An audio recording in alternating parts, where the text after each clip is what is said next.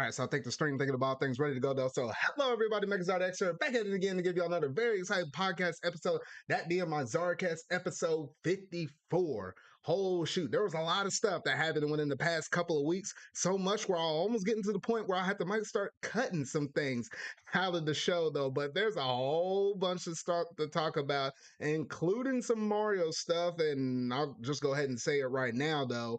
I'm gonna dub this the Mario week here on my channel. I'm gonna be having everything from some gameplay stuff I'll throw up on the channel, some reviews, some impressions, some big fat discussions and stuff over the Mario movie, even reflecting back on some Mario games I've been going through, growing up on, everything else in between. You're almost gonna expect a video almost every day this week, except for like maybe one or two or something like that though. But it's gonna be pretty chock full of stuff every single day though. I was just gonna get that out there though. But I would not be doing this podcast episode alone tonight. With me, I got a good old buddy returning from a long time, Steven. How's it going, man? It's going as good as it can be on this fine Easter night. Happy Easter, everyone. Oh yeah, it is Easter. Man, I didn't even put that up in my You notes for here too, bruh. Yeah, but I don't know, this morning I hid like 24 eggs for my brother before I left for work, and I put him on a mission to find all of them. Oh yeah, So because that I was was like, fun. man, it's been a while since I happened to even attempt to actually go out and do Easter egg hunting. I mean, shoot, I think the last time I did that, I was like, it was sometime below 10. So it's been it's been over a decade. But I mean, I've seen like little cousins and little other family members do it or whatnot though. Man, but outside of that, like, painting the eggs and all that stuff, like, oh shoot. Yeah, Brings I back think old times. we were supposed to do that, but then we just didn't. I think my family just took it as a day to relax. Yeah, I hear you on that one. For A good me though, I had the opposite of relaxation. I had to work on Easter, and my God, I worked. Bro, that's pretty whack because even my CEO with my job, he was like, "No," he's like, "No." And I was about to say, not saying that this is the pure reason why though, but with my CEO, he's a black CEO, so he was like, "No, we ain't working on Easter." He's like, "We gotta have a break every now and then." I was like, "Bro, I I get respect you for that. that." Yeah. Usually, I do get my weekends off, but for everybody else that would have worked, I was like, "Thank Yeah. goodness." Oh shoot, Yeah, Zard, I'm going to personally just like DM you a picture of what it looked like at my job this morning. I bet you it was hectic. This was half of it, Oof. if you want to quickly look at that. And imagine having to step around all of that all day. Oh my gosh! Oh gosh! That's a lot of stuff you had to deal with. Oh my goodness! Yeah, and I'm so glad that it went by quickly. Hey, But as long as it it went was by quickly. yeah, and then I came home and I was just able to relax with some Splatoon, so that was nice. Hmm. All righty. But I'm Well, doing good overall, yeah. that's pretty good. Well, now that we got all of our Easter stuff out there and just what we've been kind of going on throughout the week, uh, it's gonna be a pretty busy and it's gonna be a pretty chock full show. So we might as well go up into it though. So without any further ado, let's go ahead and jump straight up into that pop culture segment.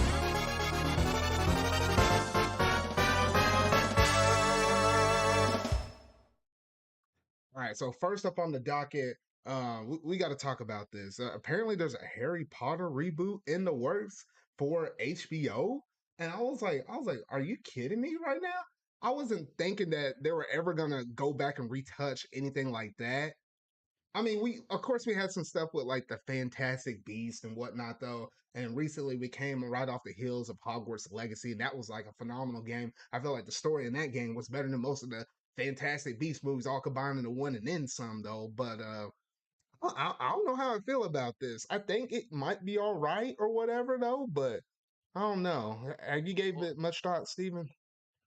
so this early into an announcement like this, there's literally nothing we can say. We don't know if it's going to be good. We don't know who's working on it. We don't even know who the actors are going to be.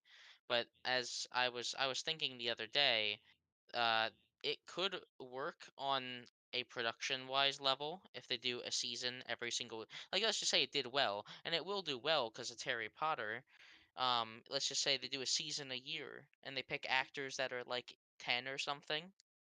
By the time that's done, they'll look much older for the part, and that kind of fits with what the don't the books take place over a couple years? I haven't read the books, so you're gonna I have to feel like help it with some takes of this, it's or like a watch the movies. handful of years. I mean, because like they kind of start off from when they're like a 12-ish, 13-ish, and they work their way up until like they're basically like 18-ish. So at most, I think it's like roughly about 5-ish or so years or something like that. So yeah, if they took like a year or something between seasons, because each season apparently, quote unquote, would be roughly about what the equivalent of one book or what one movie was. And I think that would be the appropriate amount of, distance and then allow your actors to age and grow up with it as well. I mean, they had to do the same thing like what they did with the movies, but even more so with a TV series. But yeah, that's what I'm thinking. Yeah. And production wise, of course, we don't know a thing. We don't know if it's going to be an exact retelling. They say a reboot. For all we know, it could be, a reboot is not even always the same characters. It could always just be a new set of characters take place after the events of Well, not since it is a trilogy. reboot, I'm thinking it's still gonna have your Harry, your Hermione, your Ron. I think it's still gonna include them. Who knows if they throw in some little extra people or pull more references out of the book, which that can make it feel a little different, a little more unique. I feel like that would probably the way they'll go about it, but the core of it can't change too much. Yeah, we'll see. That's a very interesting thing that we just need to find out more about. We don't even know when it's coming out, right? No, it's still kind of in the rumorish mill, but I don't know. With most of these adaptations and stuff like that I've been hearing lately, most of them have been true. It's just a matter of fact of when they actually officially come out and say that mess. Yeah, I get that. But yeah, that's pretty much. Interesting. Oh, what were you about to say? I was just saying, interesting strategy, just announcing it before anything is ready, though. I don't Yeah. like it. I don't like when things do that. Yeah, it just gets people kind of thinking and speculating, I guess, when people come out and do that before it's officially announced or whatever, though. But I think Yeah. that's pretty much it in terms of most of the Harry Potter stuff. But until we get real word, then I'll probably report on it again, though. But I think that's all we got to say on that one. Now, something I'm really excited about, apparently there's a Shrek 5 in the works. And I guess it's being brought up since I guess like what the most recent thing DreamWorks did was the Puss in Boots Last Wish, which technically at the very end of that movie it kind of teased as if like we're about to get something back with Shrek It because it's it's like not Puss a in Boots is tease. heading back or whatever. Though. I don't know, whatever you want to Yeah. call it, even if you don't call it a tease, if it's just a flat out here we Uh, go, then yeah. yeah, no, that's what it is. It's a flat out literally showing far, far away. Like them going to far, far away. But yeah, So it's I in the early moments though. But I'm glad that we're finally getting somewhere with it. Please don't let it be another Shrek 4 because oh shoot. let it be another Puss in Boots: The Last Wish, because that movie is fantastic. But I have heard some weird things with people online where they were like, I don't know if I like that, art style or not art style, the animation style for a Shrek movie because we're kind of used to how Shrek is or whatnot, though. Which They that'd are be wrong. a little jarring. I think with some things it could be a little jarring, I but guess, but yeah, it's more visually pleasing all around the board, in my opinion. yeah, I don't know. It's been a while because when did Shrek 4 drop? I mean, it's been a while. Like 2013. It's a Bro, while it's ago. been It's a over a very decade, long time. really? Yeah, it's been a very long time since Shrek 4. I mean, I think we had some Because spin-offs and some side stuff here and there though, but oh, golly. we had tons of side stuff. That wasn't like they were never low on Shrek stuff. Pretty sure Puss in Boots: The Last Wish was in development for many, many years as well. Mhm. I guess those movies they just go through a lot of design phases, Yeah. you know. But yeah, I think that's pretty much it in terms of that. It's just, it's just an announcement that Shrek might be, coming here fairly soon though. I think it might still be a couple years off or something like that though, but hey, I'm like if it's good, I'll be looking forward to it. If it's another one of them Rumpelstiltskin kind of messed up things, then I don't know, you can miss me with that mess, but I don't Wait, know. what do you We'll mean? see. Wait, what do you mean? What do you mean Rumpelstiltskin messed up things? Rumpelstiltskin's like the best part about the fourth one.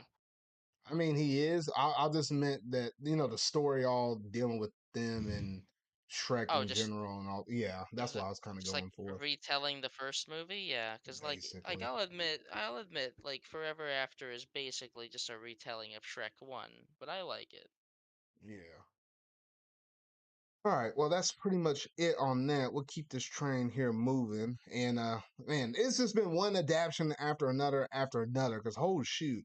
Because we just got confirmed this week that yes, there is gonna be a live action Street Fighter movie as well. I was like, bruh, I think ever since Detective Pikachu came out, it's just been shot after shot after shot after shot. What we had the Mortal Kombat, we had the Mario movie that we're about to talk about, we had two Sonic movies, the Street Fighter thing. There was a Monster Hunter thing. We had the Last of Us TV series. There was even one with what Uncharted with Tom Holland, you know, dude from Spiderman and whatnot though. And the list kind of goes Yeah. on and on and on. And I'm like, what the actual heck? And I got one more that I'm going to talk about here in just a little bit, just a little or right after this Yeah. one though. But I was like, man, I think. But the fact that the Street Fighter one is going to be done by Legendary Pictures, I think it's still going to be pretty good. I think it's going to be good. It's gonna look amazing, but that's all. That's all. I feel like I feel like it's not gonna be any better than something like the Monster Hunter movie. I don't trust Capcom yet. You don't trust I don't know. Capcom yet, but they made this like Yeah, triumphant return thanks to but Monster Hunter. But I understand that. But then you got like the 2D. Yeah, but the Monster Hunter movie. Look how they treated that movie for one now, of okay, their. now that one was hot garbage because I didn't even know that that one came out. I was Yeah. literally keeping up with Sonic Q because I know Sonic Q is like probably one of the biggest Monster Hunter fans out of our group. Well, him and Alexis, but I was keeping up with him and I was like, bruh, I was like, all right, I'll see, maybe check out this Monster Hunter movie. And then one day I was talking about it and he was like, oh, it's already out. And I was like, they didn't market that thing or crap, but it's made by the same people that made what was it? I think your Godzillas and Kongs. I think Yeah, they was it made by the yeah same they did the people, visuals. They did bro? the visuals on the Godzilla movie, and So oh I don't know my how they God, messed that up. hey, the monsters in that movie look phenomenal though. Like my God, the Diablos and and the Rathalos, they look mwah, amazing. Oh But boy. like, it's a small thing. It's a very small thing. Yeah. But So I think based upon what I saw with the Mortal Kombat movie, I feel like it got to be better than that. The Mortal Kombat one was okay at best. It wasn't great, but it wasn't bad. But I feel like with a Street Fighter one, I feel like that's just naturally kind of works for like a live action one. So I'm like I I don't hope think you can so. really mess it up too much, but I think it should be cool nonetheless. I guess I'm just spoiled because I've seen they made a live action. Oh, they made an animated movie a while back, and I really like that one. Hmm. I think it was 90s. I think it might have been 90s when they released an animated movie. You could ask Saniku about it. He knows more about that movie than I do. No, yeah, I feel like there was like two different eras of like, you know, adaptations with video game. Like you had your early 90s stuff, like that's when we had the OG Mario Brothers movie, and I think you had another Mortal Kombat one that came out way back when, and like that Street Fighter one you mentioned, and then I think it just crashed for the market. They kind of stopped. They did some stuff here and there. Pokemon obviously got your was the most consistent one out of the bunch, and then until recently with the Detective Pikachu movie or whatnot. So yeah, it's Yeah. you know nothing new under the sun. It's all coming back though. But And oh, go ahead. I was gonna say, not even to mention, Street Fighter did actually, yeah, Street Fighter did have its live action movie, and it is like a cult classic. So who knows? Hmm. Like Yeah. So the one with Bison, like the really funny version of Bison. hmm, I like it, Bison Bucks and all that.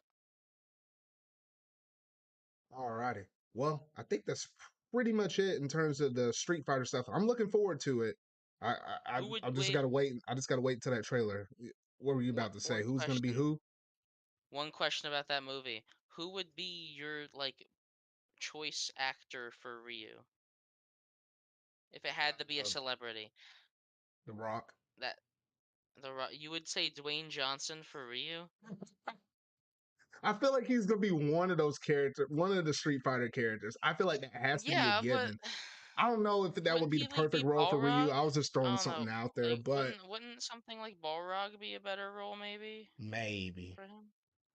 I don't know. I was just throwing out Or, or something even out or there. even Dwayne the Rock Johnson as M Bison because he's been playing more like villains recently. Watch like most of the like the Fast and Furious cast just be thrown up in this movie. I don't know. I don't know. Let me not throw that in existence. But Oh I feel God, like they Vin probably could. Diesel, Vin Diesel as Vin like Diesel definitely got Vega. to be one of them. Like Vin keep it a buck yeah, Vin 50. Diesel as Vega. Who would Chun Li be? Now that's where it gets a little tough. Yeah, no, then we're getting into yeah. I don't know. We'll see though, but we'll keep some of that speculation up in the jar, and we'll figure out that mess later once we get a little more information though. But yeah, some pretty promising stuff with Street Fighter. And while we're still on the topic of video game adaptations, yes, Warner Brothers also came out and said yes, there's gonna be a Minecraft the movie coming out in 2 years from My now. I think it's coming out in 2025. And this is a live action one. It's not animated. It's live action, which started scratching my head over there. I was like, how the heck they're gonna make a Minecraft one with them building all of that stuff and it's not animated? I'm like, what the heck? I don't know. You're the probably the one out of our group that likes Minecraft the most. So I'll let you go ahead and take it. But I'm like, what the heck? Giratina definitely likes Minecraft the most out of the entire group, but I'll take it. Like I did play Minecraft a lot as a kid, obviously. Like it was a game that came out right in the prime of my childhood.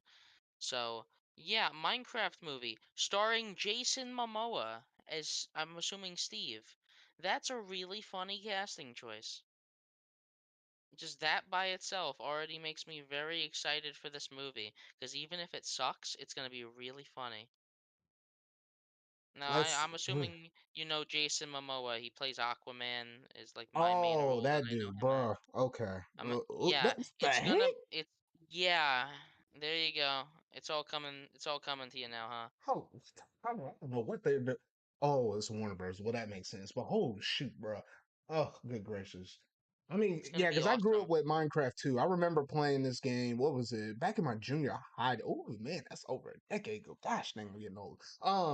Back in my junior high days, though, I remember that game was out, and it was kind of like before you played it on console. So it was like what, in the on PC or whatnot, though. I Yeah. was like in some kind of engineering class or whatnot though, and it's like the second we got all of our tasks done, we were just going straight over there on the Minecraft. We almost got in trouble half the time because it was like, wait, are you playing this game and you hadn't even finished your work? Like, oh, you try to close down all the programs and try Just to say pull that. that mess back up Yeah. though. But I was Should have like, just said this yeah, is an educational game.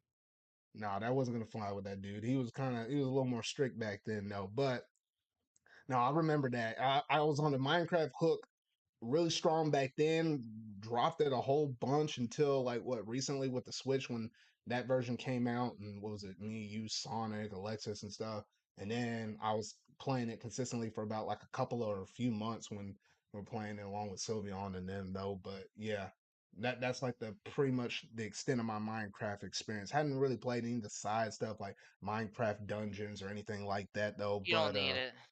You don't need no. it. Even though I think I technically can have access to that. What was it? I thought one of them was technically on PlayStation Plus or something. I don't know, but I didn't even bother to It mess might around be. with it though. But yeah, the Minecraft movie though, I'm just gonna have to wait until I see a trailer on this one. I feel really mixed on this sucker. I don't know how they're gonna pull this Dude, off. there's no feelings to have. It's literally just gonna be, it's just a really stupid concept with a really, hopefully, a funny execution. But Listen, are they gonna put the Jason, Netherworld up in there though?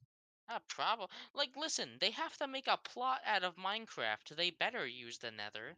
Well, Like, I it's mean, one of the more maybe they interesting, use the yeah, Nether and the combination of them fighting that dragon at the end, like what you normally do in the baseline yeah. story of that. I feel like that's the basic Uh, premise I of don't know. it. If I had to make up a plot in about 5 seconds, you could have Steve live in a peaceful village, or even just have him land into the world of Minecraft, and they're being like terrorized by like invasions from the Nether. And then once he reaches the Nether, he finds out that their forces are either being influenced or commanded by like the Ender Dragon, or the end, or even just have him find his way into the end. Even you could just have it be an open-ended movie where he's just exploring. Oh yeah, that's true. They can And go. Yeah, there's a lot of ways they can there's kind of gonna handle like, it, and or just make something obviously, completely unique. if you're gonna have Steve, you're probably also gonna have Alex, and then a love plot. blah blah blah blah blah. Just It's don't make it's it gonna too Hollywood. That's all I'm saying. listen. They've already made it Hollywood. Casting Jason Momoa, you can't go back. I'm talking about just with the plot. I mean, you're Oh gonna have yeah, your characters, but I mean like the plot as well. yeah, we'll see. But no, I think we got most of our thoughts out on that Minecraft one. I'm like, I don't think there's too much more I probably could say on that though. So we'll go ahead and switch it on over. I was meaning to actually finally make a transition because I do have these Marvel segments every now and then. I'm surprised I still don't have a little audio segment transfer, little video thing or whatnot though. But I'll do Yeah. it at some point. I'll do it at some point. But Spider-Man Across the Spider-Verse, we got another trailer for this one. I think it's gonna be. I feel like this is our last official trailer we're getting before the movie drops out. It literally drops out, early June. And from everything I'm seeing on this movie, I was already sold on it. The first one did great. It did some really good numbers. But I'm like, I'm just looking at it. And at first I was kind of wondering, I was like, wait, who would be the antagonist in this movie? Because I'm like, there's a whole bunch of Spider-Mans. I was like, what are you going to do? But I guess one of the Spider-Mans is going to, not rub well against Miles Morales' personality or whatever, though. And I think Well, it we has something already kind of conflict between him saving one person versus him saving a whole bunch of worlds, which he's kind of associated with all these Spider-Mans and whatnot, though. So I think it's promising. I like all the stuff up in it. But what you got to say, Steven? so if we're talking about the main villain, we already actually know about one of the main villains, and it's like the Spider-Man thing. It's good. They're gonna team up. Like like the Spider-Man 2099. He's not gonna be the villain the whole movie. I bet, because we already know the villain is called the Spot, and he's this like white guy with he's like entirely white with like a bunch of black spots on his suit, Oh yeah, yeah, and yeah, yeah. No, I know who you're he's talking about. Yeah. apparently yeah, he's voiced by Jason Schwartzman, which I don't know what he's done before. I'm gonna look it up. But yeah, he's gonna be the main villain of Spider-Verse 2. Which is interesting because I think this movie it's technically going to be split up between two different ones. Yeah, well, I think this movie got delayed like what 2 or 3 times or something like that though. yeah, they But renamed it. Yeah, like they renamed this from Across the Spider-Verse Part 1 to just Across the Spider-Verse, and now the next one's Beyond the Spider-Verse, yeah, which I which think I think it's is something about better. the part ones, part twos. For some reason, they don't sell as well. There's something in the marketing material or something like. I think they looked at what was it, Harry Potter and the Deathly Hallows Part One, and I think since Yeah, then I don't think we've seen part ones and part twos, but they don't dub them like that anymore. I think it's only natural. Imagine seeing a part 2 and not, being like, "Oh, I got to see part 1 first." It's a lot better marketing to just name it a new thing instead of calling it one, two, three. You know how, even Marvel doesn't do that. With this, they did Iron Man 1, 2, and 3, and did they do any others?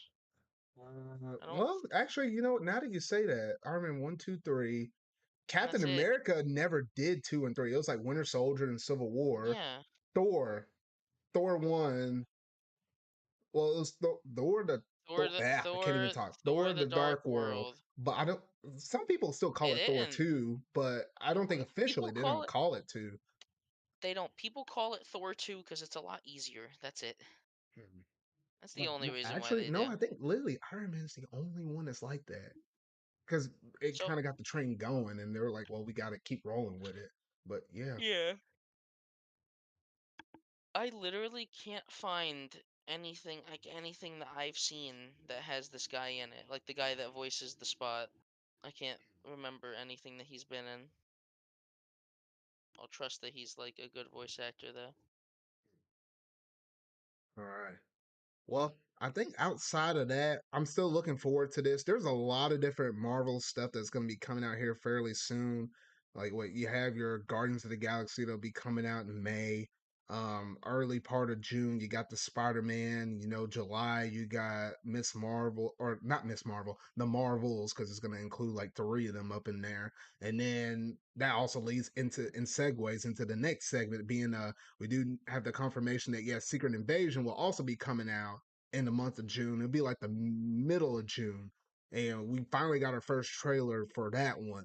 And just looking at it, I'm like, thank freaking goodness. Because I'm going back and thinking about all the stuff we got with Disney Plus ones. Some of them been great. Like ones like Moon Knight, that was pretty good. You got Falcon and Winter Soldier. I thought that was pretty cool, interesting, and stuff like that. Loki, I think is by far my most favorite out of all of them, though. But even with the one what they did with Miss Marvel, I thought it was pretty cool. It kind of had like a Spider-Man kind of vibe-ish, but with a different character being a female lead and stuff with her own spin and twist, though. But recently coming off of the heels of, oh gosh, She-Hulk, I was like, bro, I was like, I didn't think I was gonna hit a low like that since I watched what was it? I think Captain Marvel was my other low, but this one pale no that one in Eternals, but like oh shoot, I didn't think I was gonna hit a low like this so low, like oh my gosh. So finally it's gonna be good to I put get it. something good in my mouth. That's something that tastes a whole lot better. Because from what we got in this trailer, it's giving you strong vibes of just classic Marvel. If you love your Captain America, Winter Soldiers, those kind of movies, that's what this one really feels like. It's just gonna be like Return to Form Factor, but Finally, finally we get to see what Nick Fury's been up to. Because lately, if you remember, what was it in the past? I think the Far last From time we Home. well, yeah, Far From Home, we saw a glimpse of him, but like the last big prominent one where I felt like the last time we really technically were supposed to see him was way back within what was it? The oh shoot, what movie was it? It Wouldn't was wouldn't wouldn't wouldn't Endgame be the last time we actually well, maybe saw technically, yes, him? in game, technically, yes. But I was also thinking back, oh, what was it? Oh, shoot. It's literally right there in front of me. Captain Golly, Marvel, Captain Marvel. obviously, but Thank you, thank you. I was trying to say that, and it was stuck on the tip of my tongue. No, Captain Marvel, because with Captain Marvel, remember how he was like he made some kind of call or something like that, and it looked like he was on the beach or something like that, but he was up in space with a bunch of spaceships or something like that, and which I don't get. What you the knew he was hell? messing around with some stuff, and I think we're going to see the fruits of his labors from that scene here in this series right here. At, at least to me, I just find it hard to care about some of that stuff, especially because now we're in the big multiverse saga, so it's kind of harder to care about stuff that like this low to the ground, for example. Oh, That's the instead way. of just something Uh, like global, like what the Guardians would somehow mess with some yeah, kind of big threat like that. Yeah, it's just so but then I it's also just kind of like the just returning back to form factor, just something on ground level, something that's not super no. expanded out in space. I like the balance of both because if you were to get nothing but the big threats all the time, they don't seem to have like as a bigger importance or threat level when you as compared to if you go back and forth and you get a good mixture of both and it kind of puts everything in perspective if that makes sense. Well, like I agree with that. I just think that the MCU, well, it doesn't help that the MCU has kind of been on a decline. Like less movies have been fantastic. Which I think they addressed that in one of it was I have to remember They where I they pulled this up delayed from. a lot of stuff, Yeah, they delayed a if lot of you stuff thanks remember. to COVID. I know that was some of it, and then some other production line stuff. I think some issues with some casting and stuff like that. So it kind of pushed back even more, a couple more times or whatnot, though a little more than what they kind of wanted to. And I remember there was something out there where they literally said, "Hey, you know what? We kind of noticed that there was a dip in quality from what most of our fans have kind of said." So everything post Ant Man and the Wasp Quantumania, because they already had that one Gotcha. already. It was already in the books, and they already were in their post production and all of that stuff for it, though. But they were going to take another look at everything they had planned in the future and try to, bring it up the quality a little bit more. I think it was some Yeah, kind of article out there somewhere. I remember reading about that. And I was like, thank goodness. Hopefully that applied to their Disney Plus series as well, because I saw that with that lowness of She-Hulk, I didn't really like that either, though. But I mean, that Marvel has some strides, but now I'm noticing some bit more dips as well as like when they have their good inclines. Like it's I almost think kind of going back and forth, and I noticed that, and I'm a diehard fan. I think the general public is starting to get tired of it too. Look at like Thor: Love and Thunder. I don't think anyone really loves that movie. Some weird people out there that was like, "Oh, that's my favorite one." And I'm like, I'm looking over there. I'm like, I was like, I think technically Ragnarok was one of my most favorite ones. I still kind of Just like go that watch one better than, Ragnarok. yeah, I still kind of like that one better than than what we just got with Thor: Love and Thunder. But I was like, okay, When the villain when I'm rooting for the villain the whole time, I know something's up. Well, you know something's up, bro. Yeah, Well, I'd say that's fair. all right. Well, I think that's about all of we can think about with Secret Invasion. I'm glad we're getting something within Disney. It seems like the superhero stuff is going to be picking up through the months of May into June into July. So I'm because I felt like it's been a drought. We hadn't had anything since what was it Wakanda Forever. So I'm like, thank goodness. But yeah, so I'm glad we finally got some confirmation that yes, there's something new in the pipeline and whatnot though. So yeah, I think that's pretty much going to end it in terms of most of our basic pop culture stuff right there, though. So now we'll go ahead and transition over to one of the major segments for tonight, that being the Mario movie impressions.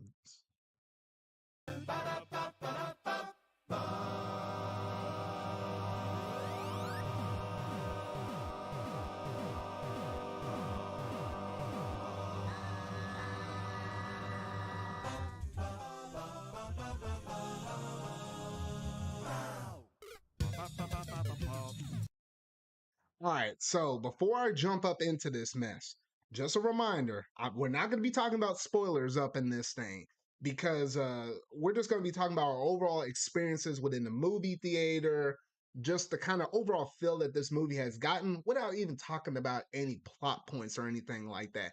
I was just going to lay all that out there so you don't have to worry about spoilers or anything like that. And also, if you know, with it being the kickstart of Mario Week for me, we're this is going to be like part one of like a lot of different other things that's going to be here to come over here on my channel though. So right now you're going to get the impressions. A little later on in the week you'll get my actual full-blown solo review that's going to be also non-spoilery, and then late in the week hopefully I can sit down and gather all the crew together and we just talk about the the whole entire movie with all the spoilers and all the Easter eggs and all that stuff up in it though. So yeah, I want to go ahead and lay all that out there right now. All right, now with all of that stuff set aside, though, this movie right here, I don't know about you, Steven, no, but I was going into it thinking it was going to be okay at best. I didn't think it was going to be, crazy or nothing like that. I thought it was just going to be a solid movie, but I came away pleasantly surprised. I think I just love the way how they personified and showed off Mario's character and all of his different interactions with him and Bowser, him and Luigi. I especially really like his interactions with between Mario and Donkey Kong as well though. But overall, just looking at it at a surface level, I thought the movie was really solid. But what were you thinking, Steven? Solid 9 out of 10. First, I'm just gonna say that first. As a Mario fan, I couldn't see anything that I didn't like about it. Is a start. That's what I'll start with. There was nothing I didn't like about it. There was just some stuff that I feel like it could have done better if it wanted to be more of an objectively like a good movie. For example, I feel like some scenes, without spoiling anything, go by far too fast and could have used a bit more development. This honestly would have been justified to be one of those 2-hour movies. Yeah, which that was weird. Now that you mention that, this movie was like an hour and a half, and I would have Like an been fine hour. with it being 2 hours. But I think most Illumination movies aren't there kind of well, no, aren't there some like Despicable Me and They're all that stuff? Aren't those ones like 2 hours long or something? they are an average of 2 hours. That's what is confusing me. Yeah. What the heck? I don't know. That's the one baffling thing with this thing though. But in terms of movie experience, at least when I went and watched it at my theater, I went and watched it. Obviously, this movie came out on Wednesday. Originally it was supposed to come out on a Friday. They decided to move it on up to a Wednesday. And I was like, huh. I guess there must have been thinking about their marketing and stuff like that. Like, hey, we can have a bigger weekend if we start this thing up a little sooner. Because technically, with it being Friday, technically you could have saw it as early as Thursday, but they're just trying to move that up one more additional day though. But yeah, we'll talk about that once you know, we're gonna talk about the sales and stuff and how good it's been doing though. But in terms of my actual movie experience, I saw it on Friday, so I had to hold out for a couple days and dodge a few spoilers here and there, though. So I saw the movie on Friday, and I actually decided to watch it as a matinee during the middle of the day. As soon as I got off of work, I ran out and actually went to go watch this movie. And I was thinking maybe I'll dodge some of the kids because like most parents with kids, maybe they got to send them to like somebody with their preschool or something like that, or maybe they're at work, so they're not gonna bring their kids or whatnot though. I was thinking I would dodge most of them, but I was just wrong. I was just wrong. I guess You some should, people yeah. do work at home or something like that. I knew I was gonna get some, but I didn't think I was gonna get nearly as many. Like I was sitting like in the very middle of the theater, like almost as middle as you possibly could. And I think it was weird. I had some people over there to my right that was like sitting down. And I thought they were supposed to occupy those seats. They got up and moved to the left because they saw some other people sitting over there, and then they sat in somebody else's seats and they had to move down a little further. I was like, what the freak? But I had like a bunch of kids over there to my far left. Surprisingly, I had some little girl that was like, say maybe it was like 2 or 3. I thought she was gonna be cutting up. So, but surprisingly, she held it in. Like there were some moments with Bowser in the movie, and she was like, "I'm scared." I just heard that like very faintly, but somehow she held it in. I'm like, "Thank goodness." But outside of that, I had some like people over there to like my front towards my right, and I think maybe some people in the far back. But surprisingly, the movie was loud enough. I heard some small little chit chat, but the movie kind of drowned them out. So I didn't really get affected that badly with my movie experience, though. But that was for the most part it. But how was yours, Steven? So we went to the theater. We went on Thursday. So it wasn't. It was still, it was only a day after it came out, so it was still very a lot of people, obviously. And I had a pretty decent movie going experience. The only thing I felt bad about is that my dad halfway through the movie had to go get my brother some popcorn, and he missed 20 minutes. 20 minutes, gosh, the Yeah, movie it ain't was even that crazy. long to begin with. Oh shoot! Yeah, no, it was crazy, honestly. But we did that, and he didn't care. Obviously, he was just mostly there for like the kid, and I wanted to see it, but that's me. Um, But I had a decent experience. Nothing really went wrong, obviously. There have been times where I went to the movie theater and something was horribly wrong. Spiderverse, one of my favorite animated movies of all time. I went to go see a 3D showing of it, and they put on the wrong version for the first 20 minutes and refused to change it. gosh, So it was just dang, really it was just really blurry because it was supposed to be 3D. bro. So, then they finally changed it and we got to watch the actual movie. But like I've had bad experiences like that, but this was like relatively okay. No kids really were screaming that much. My brother had a great time. He was, there was the scenes where they would be chanting like Mario, Mario, and he would like join along. I didn't have any chanting, at least in my thing. There were some people that clapped at the very end of the movie or whatnot, though, but I didn't have anything like that. Yeah, no, I feel like the people in my theater they were very good about it. They were nice. A lot of people left before the credits rolled, which they've already revealed this. There is a post-credit scene, so that surprised me. Now, that is kind of interesting because I think with my theater, most people I felt like a decent amount left, but most people stayed for the mid credit scene. I guess it's just something with Marvel kind of instilled with most people. So it's just Yeah, a thing now that people kind of sit through credits or whatnot, though. But people stayed for that, but they didn't necessarily stay all the way to the very end for the post credit one, the one that came after the mid credits.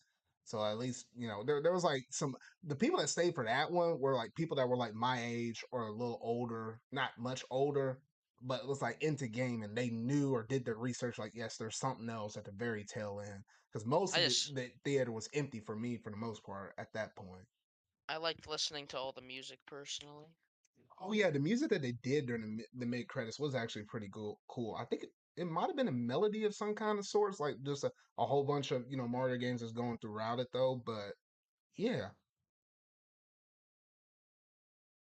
But yeah, so honestly, I was just genuinely impressed with this movie overall. I did think it was really solid, and I'd seen some little, recap covering of like what was it? Their what do they call it? Like the global premiere or whatnot though, the one that they do over there in California for like most movies or whatnot though. I heard some stories from like, Kid and Krista or Good Vibe Gaming and whatnot though. It was interesting hearing how they had like all those different, celebs and stuff like that, how they got invited. Apparently there wasn't like a lot of YouTube people that kind of got invited. Besides those two I already mentioned, it was also like Andre from Game Explain as well, but it wasn't like so much that. It was like more so the people that actually work with Universal or within Nintendo and then obviously the actors themselves, and obviously I think there were some critics or probably something out there though. But it was interesting how they Yeah. did all of that. I think there was like some kind of post party or something like that though. So it sounded like they had like a really good time over there. I don't know, maybe one day or something like that. I get big enough and I can actually go ahead and see this movie earlier than most average people or whatnot, and have a review actually drop out on time when everybody else is dropping their reviews. I don't know, maybe someday, maybe someday. Maybe one day, Zard, you work towards that, and maybe it can happen. Yeah, but Um, but oh, go ahead. yeah, I was just gonna say at my theater, yeah, everything relatively went okay. Th- it was like $70 for the food Wait, we what the got. freak? Yeah, cause my family was like, Steven, don't spend too much money. Just get some popcorn. And I was like, fine, I'll just get some popcorn. And then they were the ones that ended up spending like $60. Dang, because you know what? Oh, that reminded me. I knew I was about to forget about something. No, apparently there was also the thing where it was like, hey, I remember Wario 64 tweeting about this mess though, but there was like a collectible tin popcorn thing that you can get if you participate, if you went to an AMC theater that was showcasing off that Mario movie. And it was like what, about $15 or something for the popcorn. So I was thinking to Uh, myself, I was like, oh, I'll go ahead. I'm going on Friday, and I think most people are probably gonna go Friday and a whole bunch later in the day on Friday, Saturday, and Sunday. So I was thinking maybe I had a chance to get that thing. Lo and behold, when I went there, they said they were all sold out, and I was like, dang, I was like, you don't got any more? I was like, dang, I was like, how many did they give you? And she was like, well, I don't know how many they gave me, but gave us, but they all sold out on the first day, and that was on the Wednesday. I was like, oh shit. So I was like, well, if they ever do something like this again for like a Mario movie or Sonic movie or something like that, I might just walk up in the theater and be like one of them people where I'm just gonna buy the popcorn and walk right back out. I'm not even gonna go see a movie on that actual day. Just do that early so I can get the tin, seal up that popcorn or whatnot, throw it in like a big old gallon sized bag so none of that popcorn goes away. It might actually have to be like 3 or 4 bags so that way it don't go to waste, and then that way I can keep the collectible thing. But oh shoot, bro.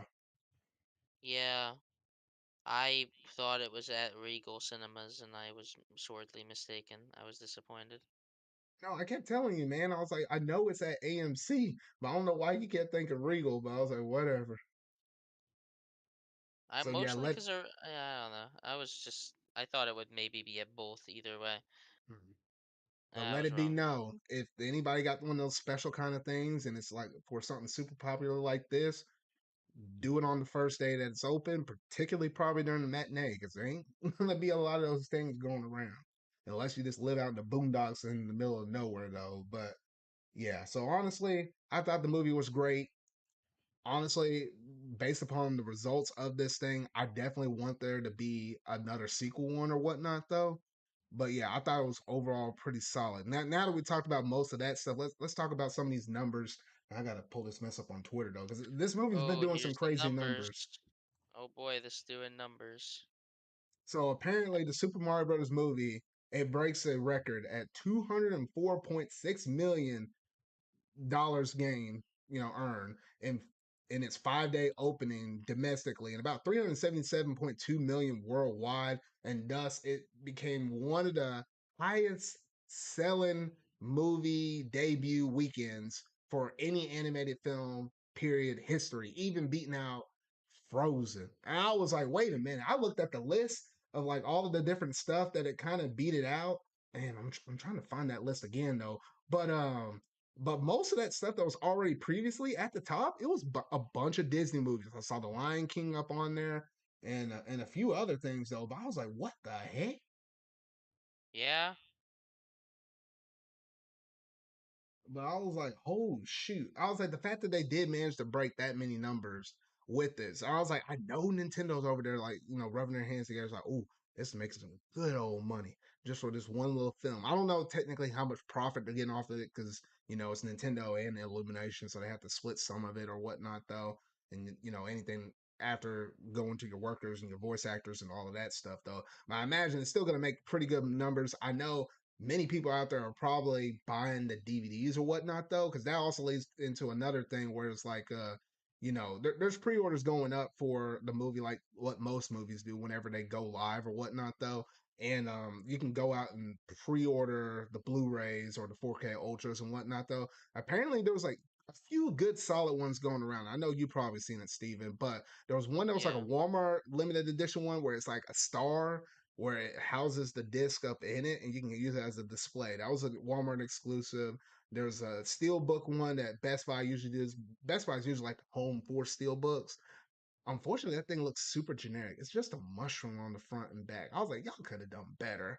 And then Target had the one where it's like the 3D one, where it's like if you look at it at a certain angle, it looks kind of 3D ish.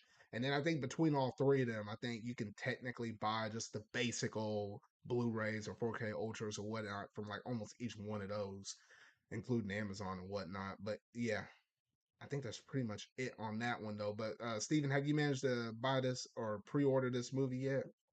Not yet. It's not because I can't. It's just because I haven't really felt like it yet. Man, why are you tripping over here, bro? You need to go ahead and do that, miss. I know, I know. I just Especially kind of since I want. thought I heard you wanted to get that Star one, which I apparently didn't the get it. 4K I Ultra one already sold out of that one, but you can still get the basic Blu-ray, DVD, and digital copy one. That one's still up at Walmart if you want that one. Yeah, no. I just missed out on it. I didn't want to really feel like overspending at the moment, especially because I had to buy the tickets.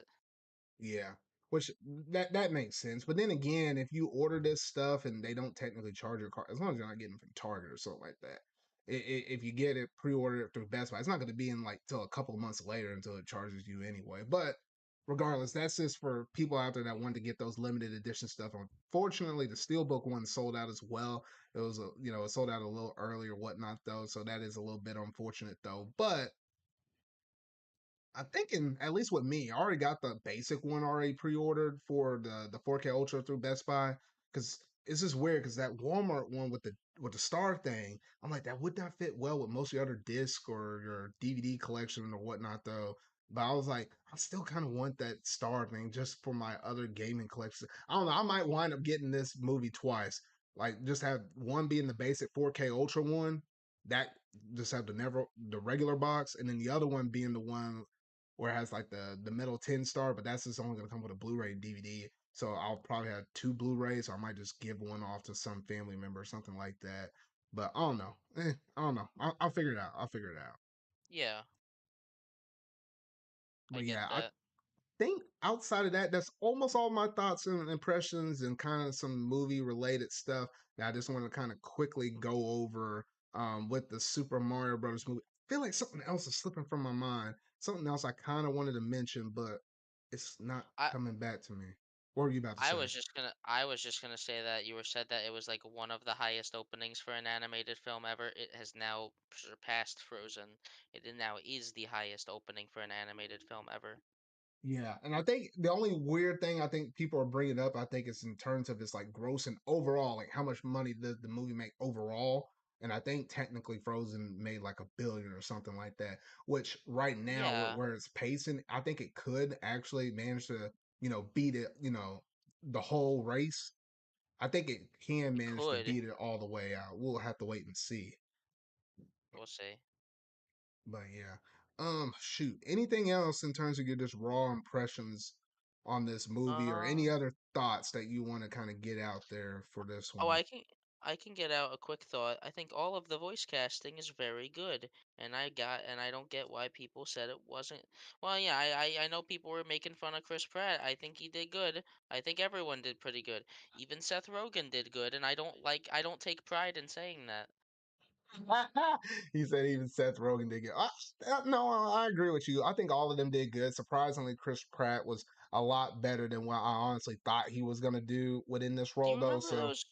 Do you remember those awful lines from the trailer? Remember when he said "Mushroom Kingdom, here we come"?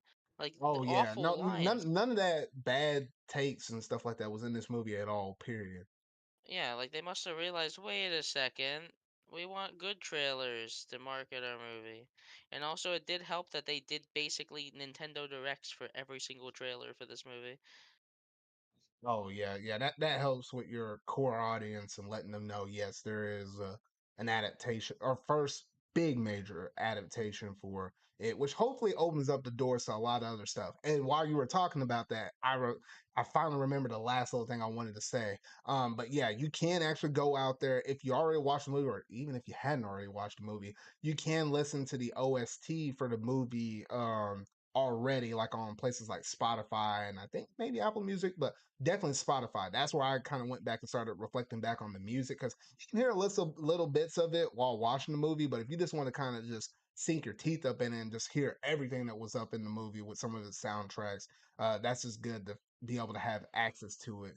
Which honestly, I'm not used to Nintendo officially putting their music out there like that. So I don't know. It's just a little nice change of pace and whatnot, though. But you can also pre-order. I think it's what through I am 8-bit. You can also pre-order some of the music as well if you wanted to kind of own it for yourself, whether it's be like on disc or vinyl or stuff like that. They got some cool ones. I might consider doing that as well. I don't know. It depends on how I'm feeling though. But Trust me, anything on the music that you wanted to say? well, first of all of the music is great. I wish they didn't cut some of the music out of the movie for pop songs. Without saying any of the names, of course, there were some songs that were cut from the movie, and they were very good. And maybe they'll have a cut on the DVD that includes all of them. That'd be nice. But hey, Matter. the song, the songs were made, and the soundtrack is incredible. So many references from so many different soundtracks in the Mario series. How can I complain?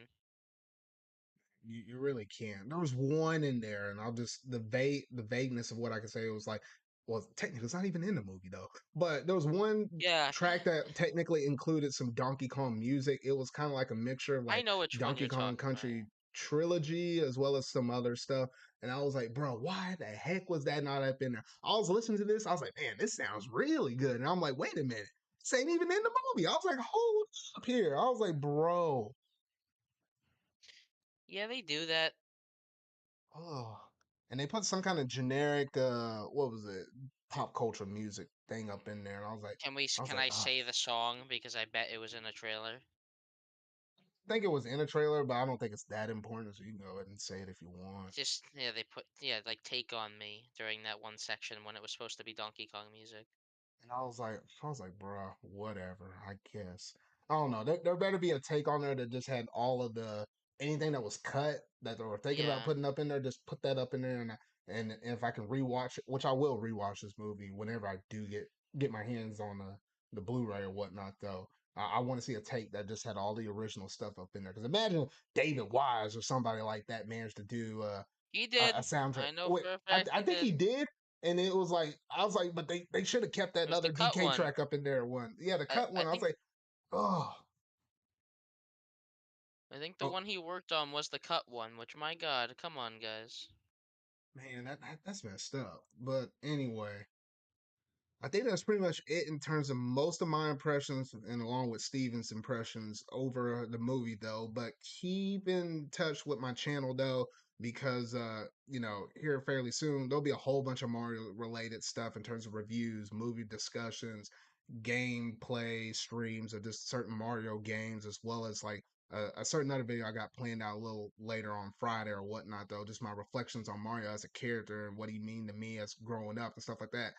There's going to be a whole entire Mario week. So you have a lot of that stuff to look forward to. But yeah, I think that's pretty much going to do it in terms of this.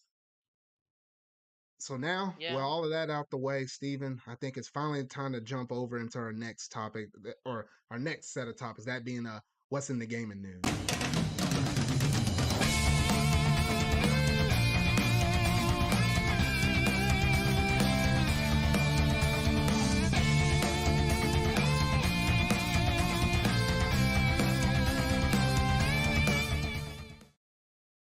All right, so first on the docket, we have apparently E3 is now it's official. It's done. It's a done deal. It's canceled, Steven. It's canceled. It's about freaking time that they cancel this mess, man. Because all these companies got smart and was like, you know what? I ain't paying. What was it? The ESA, all this buttloads of money when I could just do this stuff digitally. Like COVID opened up a lot of people's eyes when it came to this mess. And apparently, like what the big three all dipped out. You knew Sony wasn't going to come back and do this mess. Microsoft was maybe kind of thinking about it, but they said no. Nintendo got some other kind of plans. They said no. That was your telltale sign when the big three decided not to show up. You might as well pack it up because even Ubisoft and them, they originally said they were gonna come. They backpedaled and said we're out, and enough people said, you know what, we're out. Where the ESA had to make a statement saying, you know what, we're just canceled. But how did that make you feel, bro? This was just an organized attack on E3 at all fronts, really. That's really what it was. Everyone coincidentally just pulling out so soon. I don't I I don't know how to feel. I guess, the way I could describe it is, ding dong, the witch is dead. Fucking finally we could have something else to, like, maybe they'll do, I don't know, maybe we'll get something better because I don't know, E3 was getting kind of okay, like kind of meh recently. Yeah, I mean, it really was, and I think that was the Like, reason why that Sony kind of stepped out originally. yeah, it just, like, I don't know, like, as much as E3 is just such a big name that if it is truly gone after this, which we don't know. We don't know if they're gonna try to return, but if they don't return, I really don't see anything else taking its place. I think we're just not gonna have a big video game event anymore. It's just gonna be sprinkled throughout the year as it has been during COVID times. But it sucks, rest in peace. So many amazing games were revealed at E3s in years past. Cool showcases, even back when they used to do like show floors of like the actual, like, people hosting it. Nintendo doing their tree houses. The Breath of the Wild thing was still probably one of the most exciting E3s. Because imagine seeing that trailer for Breath of the Wild and then them doing like 10 hours of gameplay basically afterwards. Oh yeah, oh yeah, It that was that that was some good amazing. times. Yeah, Like because you, I you, was. you just watch that all day. Yeah, because I remember those times where I used to come home off of, I think it was like, what, maybe I was around high school. I'll get home, I'll get my, well, actually, well, technically, this was in the summer. So whatever I was doing during the summertime or whatever, though, just get my laptop, plug it into my computer or plug it into my TV. I'll get all the Nintendo stuff set up and just kind of sit there on my chair, just watch everything that was kind of revealed back in E3. It's like what, during the Wii U 3DS era, mostly for the most part, leading into a little bit with the Switch's life though. But man, I was like, those were some good times. But then here lately, in those final years, 2018, 2019, leading to when 2020, that's when they threw the monkey wrench up in there though. It just felt like it was losing a lot of steam. We saw Sony pull out, and I was like, why are they pulling out? I was like, this is kind of odd. But apparently, they liked it best whenever it was mostly a trade show. It was meant primarily for the critics or your gaming publishers or people that basically reported on this stuff. It was supposed to be more so for them, for the companies to kind of talk to them in order for them to kind of broadcast out all the information and stuff like that, rather than it kind of turning into a fan event. Because we already have events like PAX East, PAX West, which technically that's what those are kind of designed for.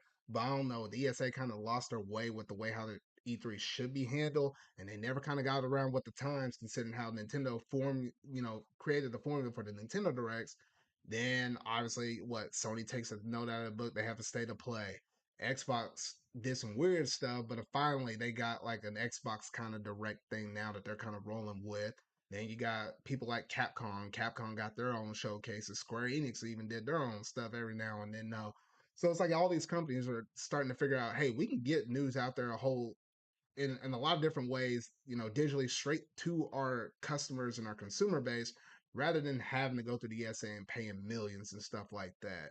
So once, COVID threw that monkey wrench up in there, it's just, ESA never kind of evolved E3. And I think at this point, I think it's done. Because correct me if I'm wrong, Steven, 2020 was canceled because of COVID. 2021 was canceled because of COVID. 2022 No, no, 2021 was 2021 not was canceled. digital only. It wasn't Yeah. physical, but it was digital only. 2022 was canceled. 2022 was canceled, and I was trying to remember what was the reasoning on that one. I think they were trying to get it to be physical, but they just couldn't get all the resources done. So they said, you know what? We're just going to put all this energy into 2023's. And then with 2023, no one decided to show up. So they had to cancel it because of that. So 2022, it was all on them. They couldn't get their stuff together. 2023, they could have, but everybody else decided to dip out at that point. Everyone else had other plans for the evening, basically. Basically what happened. And I think the writing's on the wall. I think we're done at this point. I don't think they're coming back You from say that, this. but they survived. You say that, but they survived multiple cancellations at this point for multiple years. But who knows? Maybe Mm. them dying from something other than a global crisis is the sign. Yeah, because I mean, there was no excuse for this one though. I mean, like there's no excuse really, and nobody decided to show up. I don't know. I just think the writing's on the wall. And even if they do manage to get something next year, if the big three don't show up again, back to back years, that's that has to put a major blow up in you. I think there's just no way to recover from that. Well, it of course does put a major blow, but it just depends on whether that blow is enough to their wallets to not want to do E3. Because, Yeah. E3 obviously is a big name, like we've said, but is it big enough? Is what I don't know. Is it big enough to survive this?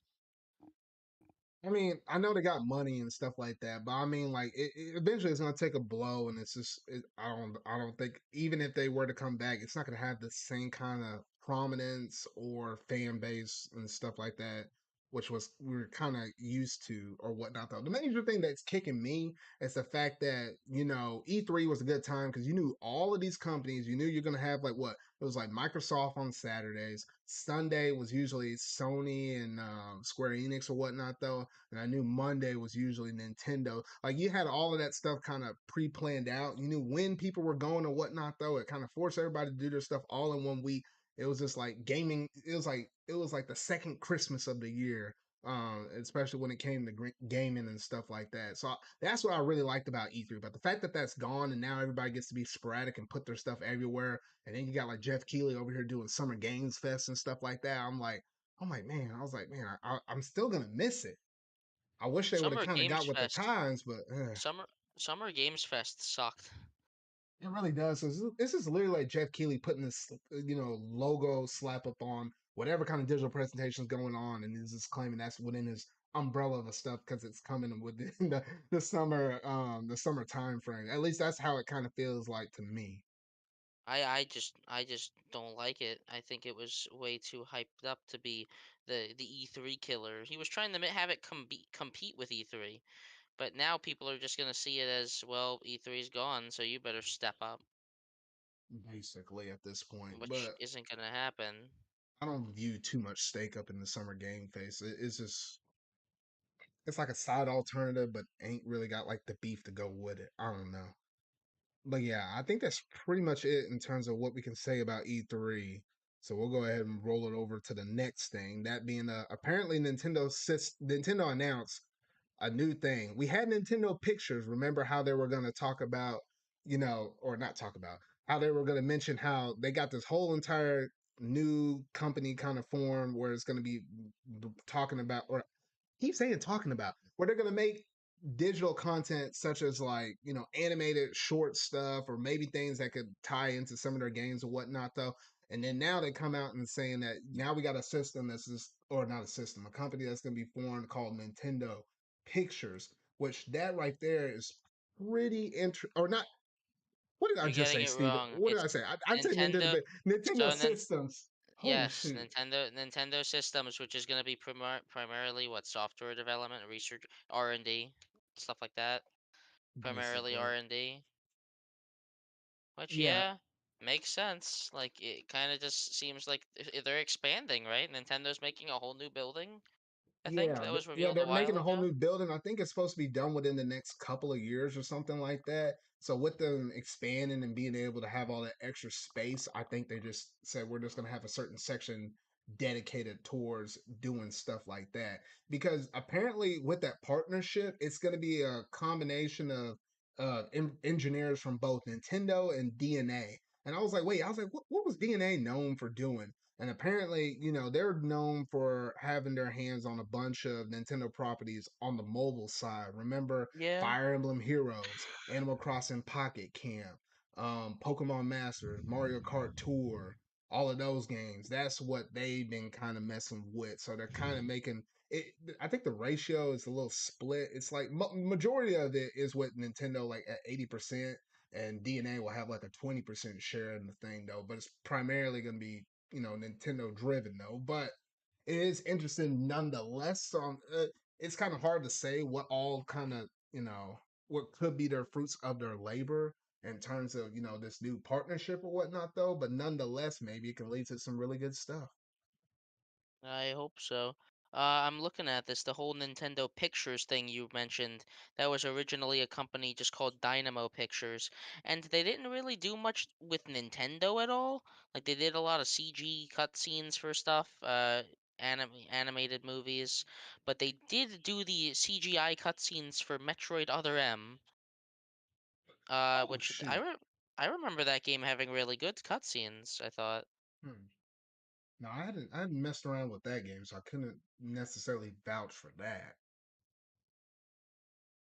But But yeah, interesting that's all I nonetheless that know. they were responsible for it though. But yeah, it's interesting how Nintendo's kind of expanding out, making these kind of new collaborations or upgrades to their buildings and stuff like that. I don't know, maybe it can lead to some really good fruits for their labor, but we're still in the early phases, so we can't really say too much on it besides what they kind of been known to do and what the plan is. But we'll see what that actually kind of produces though. But I think that's pretty much all we can say on that. Now, Yeah, I'm assuming Nintendo systems will be making games now. Like maybe this is a way to transition the mobile studio back into making games.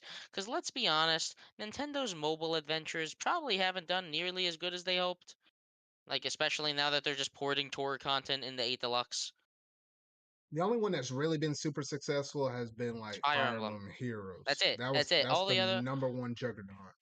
in their first one, Mitomo got shut down like really quickly. Oh So shoot, I yeah. forgot that sucker was a thing, That bro. one was fun. I loved that one, but they just did not think it was profitable, which it wasn't, but still. Super Mario Run, they actually just recently did a promotion for that game, weirdly enough. Well, I guess that was probably because of the Mario movie and all of that stuff. It's just Did you something real know quick that they can do. did you know that you could play Super Mario Run on your Apple Watch, to my knowledge? What the heck? I'm pretty sure that's like the main when that thing was revealed. It was revealed and like, "Oh, you can play it on the Apple Watch." I mean, but the screen's I so think. tiny. I'm like, I Oh don't wait, know. no, okay. No, I'm wrong. It was revealed at an iOS convention. Okay, that makes more sense. So I was about to say that watch would have been so tiny. I was like, what would have been the point of that? That's no, that's why I'm no, no, this is why I'm thinking that because the Apple Watch was like revealed right after that or something. Hmm. But yeah, yeah, it was definitely interesting. I liked Mario Run as well. But then after Mario Run, I kind of dipped out. Then you got the Dr. Mario one, which sucked and is already shut down. Oh yeah, yeah, I remember that sucker. I dabbled with it a little bit, but not too much to get heavily invested with it. I think the biggest one I ever did was Fire Emblem Heroes, and I was pretty into that for like a whole entire year. And then once that ran its course, then I was like, I was done. Dragalia Lost was like my second biggest one right after Fire Emblem Heroes. I really did like everything that was in that game, but like what most mobile games, you get your fix on there, and then it's like, well, time to move on to the next thing or just put it down. But I think Yeah, outside of that, I think that's pretty much all we can probably say on Nintendo systems. Now, recently we just got done with April Fool's Day and whatnot, though, and there was some kind of good some good stuff out there, some reused things and whatnot, though. But one that caught me off surprise, which I thought this was a joke at first. Apparently, I saw some kind of image out there on Twitter with the murder of Sonic the Hedgehog, and I was like, oh you yeah. know what? That was actually, I was like, you know what? That's actually pretty fitting. I was like, that's pretty cool. Nice joke. But then I s- I yeah. started doing more research, and I was like, wait. I was like, what is like? Is this actually a thing? And I started clicking on it, and I was like, and then I saw the Sonic team actually announce that yeah, you can download this on Steam. I was like, wait, what? I was like, oh shoot. I was like, I don't play a lot of games on Steam, hardly any games on Steam. But I was like, you know what? I never thought I'd see the day that they'll mention the official Sonic count, be like, Sonic is dead. I was like, you know what? I gotta mess around with this thing. It was your lucky day. It was the day you were waiting for. It really was. And I was like, I No, but went through and streamed the game. I just got to finish the last little bit. But from everything I've been or I went through and played, it's actually really good. it's just a nice visual novel from what I've heard, nice and cozy. And it's not like over the top really long. I think it's like what a couple or maybe few hours at most if you're trying to do everything that's available up in there though. But I thought it was really enjoyable. I just need to stream that last little bit over there on my Twitch channel and throw that over there on my extra channel at some point though. But overall, this kind of opened my eyes. I was like, you know what? Sonic Team can do a lot of stuff outside of just traditional 2D or 3D Sonic games and whatnot though. I mean, yes, you've seen Well, like a bunch of side games that Sonic Team has done though. But to take a crack at like a visual novel, I didn't think that would actually work, but somehow it surprisingly does. Especially when you play to that my little mini game in between that collects the rings, it kind of adds a little diversity up in there though. But it's really good. What are you about to say? I was just gonna say, to my knowledge, this game was actually made by a very little amount of people, which it's impressive, really. There was like only a couple people that I think there was only one person that developed it, and then a bunch of people made art and assets and stuff. Oh. Yeah, so And like I it's can only imagine if they made this like a full blown double A or something like that kind of hey, game. honestly, with how this is the highest rated Sonic game on Steam, maybe they're looking into that. Which is kind of crazy because sometimes companies will throw out weird little things like this on a April Fool's Day or something like that. And then lo and behold, they turn around and actually make it into something big and official because the perception of the game just happened to do that well. I can't think of anything off the top of my head, but I know I heard stories about that with a few different things. Man, I felt like Platinum Games was with one of them. I can't remember what it was. But Like an April Fool's project getting way too over, it's like way too popular. I can't think of anything. I know I heard about a story about there being one. I just can't think of one off the top of my head. But yeah, hopefully they There's look at this. I didn't know it was like the highest rated, Sonic game on Steam. That's crazy. Yeah, one of my if we're talking about like quickly because it did happen. April Fools was a very yeah, April Fools this year was Murder of Sonic the Hedgehog probably was my favorite thing out of April Fools. One of my old favorite like April Fools things, if you've ever heard of it, it was called on Reddit. It was called r/place, where it was basically it was a blank canvas. It was 1,000 pixels by 1,000 pixels, and every fit like five or every like 15 seconds, you could place down a pixel of a certain color. So you had like a whole communities banding together to make like giant pixel arts, and people trying to remove it and stuff like that. And it like lasted a whole 72 hours. No, I don't think I heard of anything like that. It's worth a good Google one day. It's like it was basically just a giant base. Imagine like a Splatoon turf war that took 3 days almost, but just Hmm, everyone's putting down their own stuff, trying to promote and stuff, make art. I got you. Well, that sounds kind of cool. That April Fools has always been a fun holiday for me, but this year, besides Murder of Sonic the Hedgehog, I was unimpressed. No, yeah, I was kind of in the same boat. I didn't see anything else really impressive outside of this one. Hey, at least we got this. Yeah, I mean, and the fact that it's also free, like you can try this out for yourselves if if you got a which I think most computers should be capable since this is a simple visual novel game. I think most computers can handle it out there, laptops including. So it's like, hey, it's free. Just try it out. It gets my recommendation. I don't go around recommending a lot of Sonic games if you know me, but I was about to say no. This one's pretty good and it's pretty entertaining. So I thoroughly enjoyed this one though. But I think that's pretty much it in terms of this one right here though. I Next, personally haven't played it, so I'll just take your word. yeah, get around to it at some point. Get around to it. All right. All right. So next up on the docket, we do have what the heck? Hold on here. Dang it. You know what? I I thought I had all of this stuff working and stuff like that. You know what? What Oh happened? shoot. I was thinking that most of my nope, never mind. That's what happened. Okay. Oh shoot. I was almost messed up on my little transition thing though. Finally got it pulled up. Okay. Yeah, so next little bit thing we got confirmed is Pokemon Stadium is coming over to the Nintendo Switch online service. It's about time because I felt like it's been a while since we had an N64 game added to the service. Though I remember people were talking about maybe we're going to get red, blue, and yellow included into the NSO. Maybe have some kind of compatibility with Pokemon Stadium, but as it stands now, that is not the case. But yeah, it literally comes out this week. In terms of this game though, so I was like, you know what, I'm looking forward to it. Unfortunately, be using a bunch of rental Pokemon, but at least for me, when I grew up playing this game, that's all I use. I didn't use actual real monsters that you caught in the OG games or whatnot though. So it's a return to form factor for me though. But will you be messing around with this, Steven? I have to. I'm legally obliged to because if you don't, I don't know if you seen it, but a couple years it well like a year or two ago, I played through the game and then I just never beat it. I gotta be honest, I got filtered by one of the Elite Four members. They wiped the floor with Was it me. the first member of the Elite Four? I don't remember which That specific one. first I just member of the Elite Four was a pain in the butt. And it was like me and my brother, we were kind of formulating a team with those rental Pokemon. I think Raichu's a good one you can use. Dragonite's a good one you can use. You have to come in there with a couple of good electric types for the sake of the speed and having the super effective advantageness over. Even though she's primarily ice, she has Pokemon that are like ice and water. So it's nice to come up in there with an electric type Pokemon or something like that, though. But yeah, no, getting over her was a big hump because I think when you failed in the Elite Four, you have to start all the way back over from the very beginning. It was getting over her and getting over the Dragon Master. Because I think, like, what, you had to go through and beat the Elite Four and do a couple other things in order to even challenge Mewtwo. I never was able to get to the point of challenging Mewtwo, well unfortunately. now you can. Yeah, so hopefully I can try to do that. It does take a lot of work with the rental Pokemon and stuff like that. I bet you it might have been a little easier if you put your own Pokemon up in it. But with the rental ones, Of it's course it tough. was. You I was could like, it's probably tough. put it in Mewtwo. Well, I actually never thought Probably about that.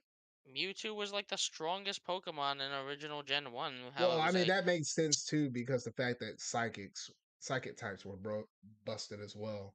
and also him having the highest special stat in the game made him special defensive and physical, and also special attacking.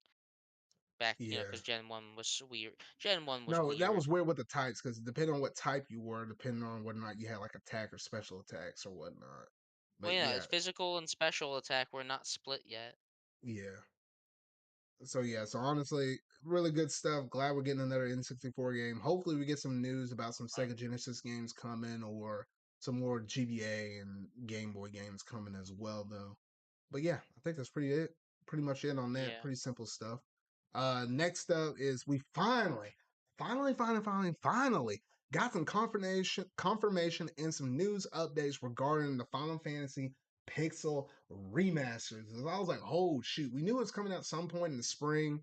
And we knew they were kind of making some changes here and there and whatnot, though. But they finally came out with a trailer and saying, yes, the game comes out for PS4 and Switch on April the 19th. So finally, I can get my, what was it, 75-ish dollar copy of my physical copy of this game. Because, oh, shoot, with the cost on that. And then that stupid shipping as well, though. But, oh, shoot, I just want this game in my hands, though. Because apparently, even if you hadn't already pre ordered this game, the value of that game has already doubled. And the game that even came out, like you How? can look on eBay, How? the base game for that, even though it sells for 75, people are already selling their pre-order copies for like $200. And I'm kicking myself because the crazy expensive limited edition one that was about, oh, what was it, about 350 or $400 or something like that, that one hasn't released out yet either, obviously, but that one's already selling for like over $1,000. I was like, are you kidding me? I'm kicking myself now. I should have bought both of those versions because I saw that night whenever it went up, it was like past midnight or something like that. I should have got the other one too. Gosh dang it. But anyway, though, I'm glad that we finally got some confirmation on this one. They did do some upgraded changes on this, like they got rid of the crazy font that was up on there, so now it kind of Yeah, resembles that's the baseline ones. that's the only thing I know about it. I gotta be completely honest. It's just so funny that they made a new font a selling point because they knew people were so mad. I mean, enough people kind of talked about it with the Steam version, so they had to address that if they were No, gonna I know. It's bring that just funny over. as all. It's Yeah. just the funniest thing that that's their selling point. Yeah, it's not their only selling point as well, because I Well, can't remember if yeah, this was in the PC version or not. But apparently now you're also able to turn off wild encounters, so you can freely explore the world if you want to. But obviously, you want to turn that mess back on in order, the level grind or whatnot, though. But you know how most old school RPGs are, the grinding can get real at sometimes. However, with this game in particular, you can adjust the experience modifier and you can boost how much experience you gain upward to like 400%. So that's you can do nice. quick grinding and whatnot. And then, you can do your quick grinding in some area, let that be it. And then go ahead and turn off your random encounters and go straight on to your next objective. Which that's the way how I'll be probably playing through all of these games because that's like what, 6 different games to kind of go through and get through. Obviously, I won't do it all in like one session or nothing like that though. But with time being more limited as you get a little bit older, whatnot, though, I like games that respect my time. So that's something I definitely will be using up in this game, so that way I can experience the story and stuff. Because I really want to go through and finish Final Fantasy VI. I started off on that. What was it, back on the SNES Classic or whatnot, though, and I could tell that was a really good game. But I just never got back around to, playing that or whatnot, though. But obviously, I want to start off with the oldest ones and work my way back up to six. So yeah, I had to slowly kind of get my way over there though. But it's nice seeing those few little bit of changes and the fact that it comes out here within the next couple of weeks or so. Or not even a couple of weeks. It's like more like a week and a half now though. But finally, we got that good news update though. Anything else you want to say on this, Steven? Fonts. Fonts. All right. Well, that's pretty much it in terms of that one. We only got like a few more topics right here though, so we'll keep this train rolling though. But we did manage to get the release for Fire Emblem Engage DLC Wave 4, that being the Fell Xenologue. No, I'm not talking about Xeno as in like Xenoblade Chronicles 1, 2, and 3. It felt like every Damn time it. somebody was about posting that mess on Twitter, people were, jumping out of their seats like, oh, is that the Xenoblade final DLC? No, no, no, we're not there yet. Though I No. think there was some confirmation that they were going to drop some OST soundtracks that were supposed to be dropping out some point. It was either some point in June or some point in July. July. July. So Which that means that June at the basically confirmed. latest will be when we get the, because it's going to include the OST in that for the wait for or you know the extra DLC stuff or the story driven stuff. It's going to be included Yeah. in those physical copies. So that means June at the latest, we should get the DLC dropping for, Xenoblade, which I'm really looking forward to that as well, though. But swinging it back over to the Fire Emblem side of things, though, you probably, if you listen to my channel, if you saw my review and stuff like that, I'm already kind of mixed on this game as it is already, though. The only thing that this thing has going for it is literally just the gameplay itself. I'm not a big fan of the story, and I'm not necessarily a big fan of like the art style and the direction and kind of the vibe it's kind of giving off though. However, I will say with the DLC, while yes, it's still a little bit cringy because I don't think you can, uproot that big old root out of the ground though. The gameplay stuff that they kind of involve within some of the maps itself, I think is actually some really interesting, and some of the maps that you're fighting on as well is pretty cool as well. Because the very first one you start off with, which for some reason it defaulted me in the hard setting, even though I cleared the game in the normal setting. Because normally I'll go to and play a Fire Emblem game in hard, but I was like, you know what? I was like, I wasn't having the greatest experience with the story, so I was like, I'm just gonna flip this thing to normal, get done with this thing, and move on to the next thing. But anyway, they defaulted that mess to hard, and oh shoot, that was a challenge to kind of get through on that map though, because like literally these wolves, they will bite you. And literally, you might start off with a max HP of 30, but when they bite you, your max HP drops down to like 5 more. It doesn't naturally recover. You literally have to get somebody with a staff to be, and mind you, the person that has a staff can't even use it normally unless you get them like the right, emblem ring or whatnot, though, that makes them kind of act like a staff user. So, like somebody like a Makai or something like that.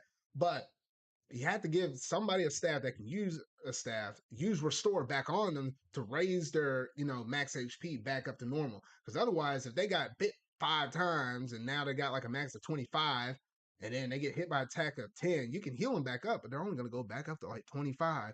So it's little interesting things like that that they did with some of the gameplay. That's actually pretty interesting the more you go up into it. It's even a little bit more challenging because they lock your levels, so you're not able to actually level up while you're going through the map itself, while yes, when you move from like one stage to the other to another, it increases your level, but you're not gaining experience normally, should I say, while you're on those actual maps. You can kind of get if you land on one of those spots that's like circled like yellow or whatnot, you might get a little experience, but you're not gonna get enough to actually do a level up within that, within that stage or whatnot though. And it's also a little bit challenging because normally in the past, as long as a leer didn't die, you're good. You don't have to do the rewind or start over from scratch or whatnot though.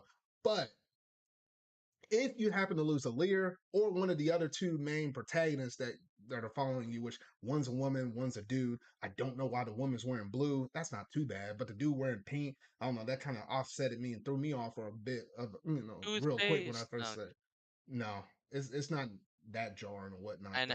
though. I mean, it kind of gives you some vibes off of like Fire Emblem Heroes kind of stylized, but it's not bad, so to say though.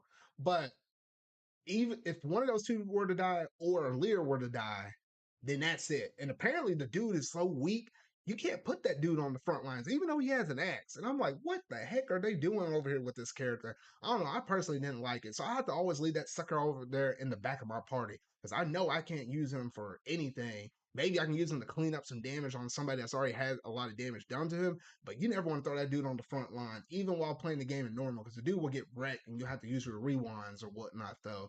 But overall, I'm having a pretty good solid time with it. I'm just taking it one piece at a time. Literally just doing one map stage here one day, putting the game down, doing another map here, putting the game down. I don't know how long the DLC Wave 4 story is. I feel like maybe it's like I want to say maybe 7 or 8 maps in total. I think that's like what the same amount of maps that Three Houses DLC was for its Ashen Wolves route or whatever though. So I'm thinking it's gonna be roughly the same neighborhood as that. But think outside of that, I think that's most of my thoughts on it. I hadn't finished it yet. I think I'm about 3 chapters up in it though, but I think that's currently where I'm at and where I'm residing in the game right now. But Steven, did you have anything you wanted to add or any questions you have for me on this thing? Because I know you So, haven't started this. yeah, no, I haven't played the game. I do not plan on playing the game, obviously. But I guess I have one question. Is it concluding a storyline from the original game, or is it like a whole new thing? Because Xenologue makes me think like epilogue. Is it like concluding the story of the base game? Now, that's a good question because that's the one thing I didn't really talk about too much was like the story related stuff. So apparently with this one, you have to at least get up to chapter 6 in the baseline story, and then apparently there's like a well that opens up. You have to go to you have to talk to one of the people that have like the weapons that you can buy it from. You have to talk to him. He said he dropped something by the well. You go by the well, you get the items to him, you bring it back to him, then you go back to the well again, and then that starts up your whole entire story related stuff. And no, it's not a story that builds off of where you're currently at right now. Rather, you're actually starting off another side story. Like you're literally going into like a whole nother world or realm or whatever you want to call it, and assisting those characters in like an alternate timeline where some characters that used to be bad are actually good, or some characters that are good are now technically enemies that you're fighting that are actually kind of acting like bad guys or whatnot, So let me though. guess, let me guess, let me guess. They just really wanted to reuse assets. I mean, the characters themselves, but That's the what I, yeah. environments and the stages where you're at, that's all completely new. And then obviously the story is new as well. So it's like, I guess, kind of ish. But if Oh you yeah, play through and beat the game, it will kind of make sense in terms of the story of how Alir is able to go over into those other worlds. I'm not trying to say like direct spoilers, but you might be able to kind of catch my drift with a little bit of that. yeah, probably. But seems stupid. It reminds me of the Xenoblade 2 DLC where it's like, oh, for the DLC you can now play as the villains, which is like it's a neat thing for people that like that game. It's cool, obviously. I bet Yeah, for so people that like Engage, they're having a field day right now.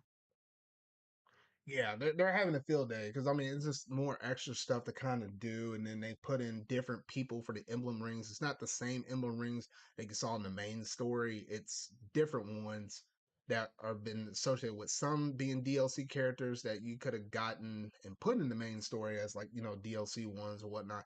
And I think there might be a few exclusive ones. I'm not entirely sure yet because I'm not all the way through the story though. But yeah, from what I've been seeing, yeah, it's not your basic old ones from the basic plot line or whatnot though. But overall, I say the DLC is solid. I don't think it's necessarily inherently bad because the gameplay is good. The story I'm still kind of mixed on because I can't say a full blown conclusion as of yet. Maybe I'll give an update in like my next podcast episode if I happen to finish it by then though. But I mean I think that's currently where I'm at right now. Yeah, it seems for people that like that game, have fun. Yep, yep, yep. All right. And I think that brings us over to the very last major topic that I had for gaming news today, or Well, for this one, which honestly, this happened like not even this past week, it was the week before. But yeah, we did manage to get a 10-minute gameplay footage for Tears of the Kingdom. I've been doing a lot of talking here lately because I was the only one playing the Fire Emblem stuff. So I'll let you go ahead and take it away, Steven. so Tears of the Kingdom is a game that I've been very divisive about because, of course, it's the sequel to Breath of the Wild. I have faith in them to execute it well, but at the same time, I've been kind of worried that this game is going to feel too much like Breath of the Wild. And for a $70 game, I feel like recapturing that magic is not gonna happen. I've been kind of course, I'm still buying it. I'm hypocritical because I'm still buying the game, but I'm just hoping it ends up appealing to like what I expect from a sequel to Breath of the Wild. So this gameplay, I very much like the fusing weapons mechanic. That is a cool mechanic that I could definitely see why they've hidden for so long because of just the possibilities it creates. But Breath of the Wild's combat really was not its main drive. It kind of got stale very quickly, Breath of the Wild combat. So like I don't think it's gonna be the main. I still feel like the main hook of the game they're probably not talking about. Something, obviously something story related, the true nature of his like hand thing. In the gameplay, we see those new robot enemies, and we know that they're like related to something that was teased in Breath of the Wild. This like tribe called the Zonai, if you've heard it from any Zelda theory videos. I haven't been paying attention to some of them theory ones because I know there's like obviously, I think there was like one trailer that was out there. It was like either the first or the second one where they show like all those kind of like hieroglyphic ish kind of stuff, but obviously with Legend of Zelda and whatnot, though.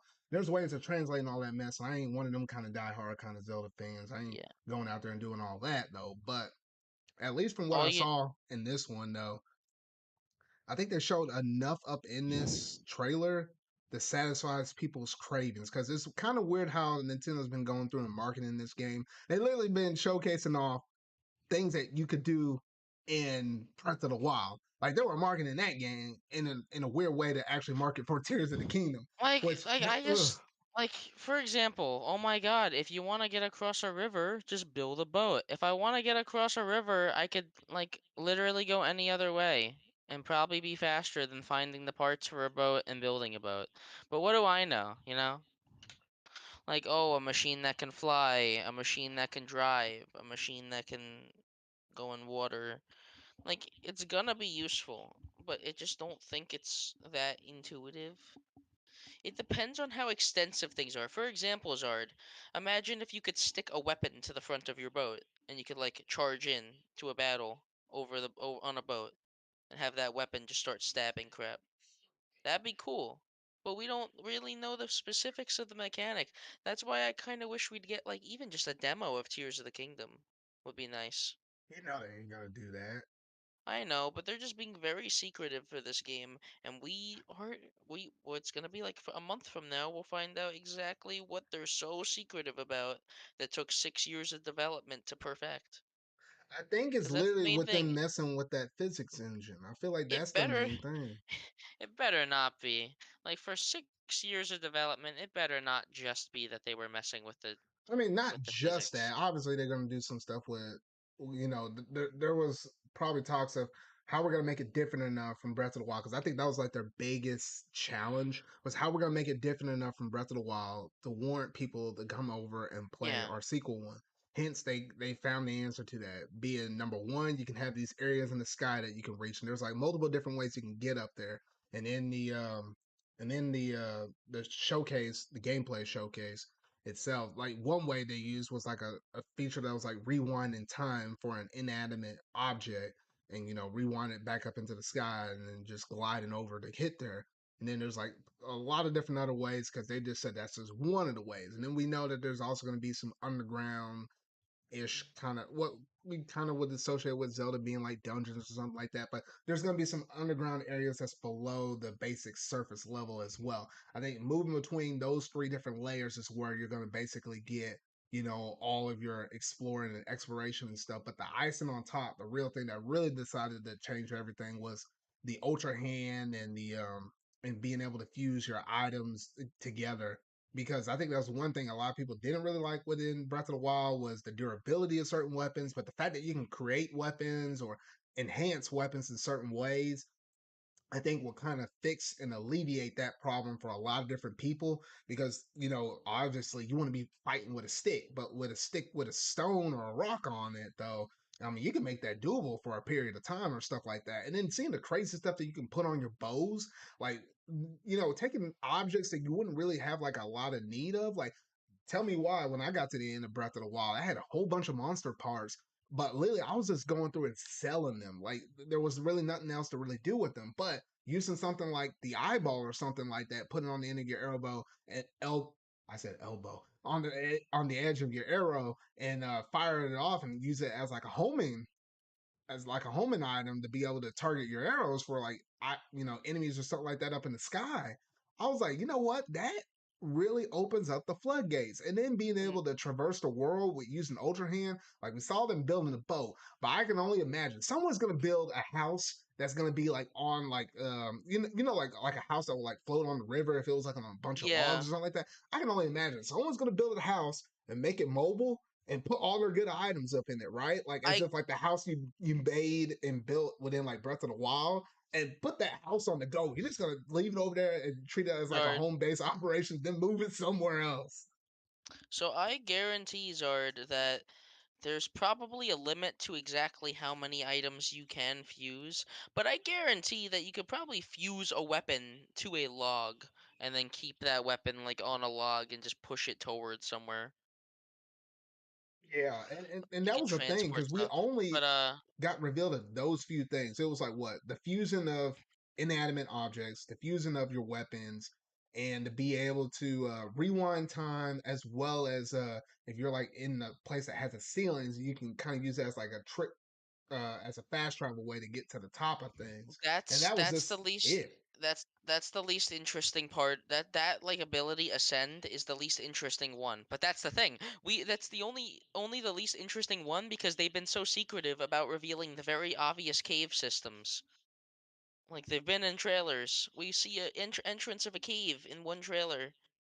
Like yeah, there's gonna be underground cave systems, even if it's just a couple, even if it's the dungeons that are underground or something. There's gonna be underground sections in this game.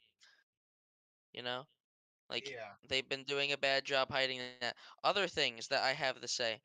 You know me, I like speed running. Being able to fuse lower level weapons with like materials and making them strong right off the bat is gonna be very fun. Like turning a tree branch into a weapon that doesn't break after 4 uses. This also fixes the durability problem for a lot of things. Or you could increase your durability, I bet. You know? Yeah, because that was one thing I was mentioning. I was like, you want to be fighting with a stick a whole bunch, but put it with a stick and a rock. That'll last you a whole lot longer in your early Yeah. parts. And I was like, I don't know if they'll let you do this, but imagine you had the master sword fused with something else. Then that thing could actually get No. really busted. But I mean, like, I don't know. But I fighting don't know. Linos will never be the same, man. If Linos are up in this game again, considering all the stuff we could do now with Tears of the Kingdom, oh shoot, bro. I don't know, Zard. Just the fact that you can put a spear on another spear is enough. Oh yeah, for like the increased range and whatnot, Stupid. though. Yeah. Yeah. Other things I noticed in the trailer. In one section, you can see one of the three dragons flying very high up in the air, meaning that you could probably chase one down really high up in the sky. Some of Yeah. the sky, with a sky island that they showed, is really big. Like they don't even bring attention to it, but just looking at the map and like the actual size of this sky island, this is like a really big one. So maybe there's a lot of big sky islands that they're just not telling us about, you know? Yeah, 'cause I feel like there's gonna be like maybe 4 or 5 major big Yeah. ones, and you're gonna have a whole bunch of minor ones kind of spread out through the whole map. And we also see something on the map that looks like a fast travel point. Maybe it's our shrine replacement, but they keep the camera away from that. Yeah, they We can't we know show us there's too gonna much. yeah, no, we know there's gonna be maybe the caves will be the dungeons, you know? Maybe you go underground and your caves are your dungeons, or maybe it's just caves. Maybe caves are their own little mini dungeons, you know? Hmm. But they obviously, come on, this is an open world. They need to keep fast travel around the map somehow. And I bet Sheikah Towers are probably gonna still be there, maybe changed up. I mean, I feel like it's Um, definitely gonna be changed up because I don't think Link's going around with the Sheikah Slate anymore. I think something happened to that, but it might interact with his arm or something weird like that. yeah, and I wonder, yeah, Link's arm is definitely gonna be the crux of most of the unique mechanics we get, and it's gonna be fun. But I will say they've done a good job at showing, like, you know, they showed how the Sky Islands are pretty expansive. So let's just say that the open world isn't as big as like, you know, or the open world isn't as different as we'd expect. Maybe a lot of the stuff on the below ground is just destroyed and we don't know about it. Also, we still don't know. Can you ascend from all the way down on the surface to get up to a sky island? I feel like that probably out of your range because, like, if you looked at where they use the example of it, you can see directly above you where you're about to go.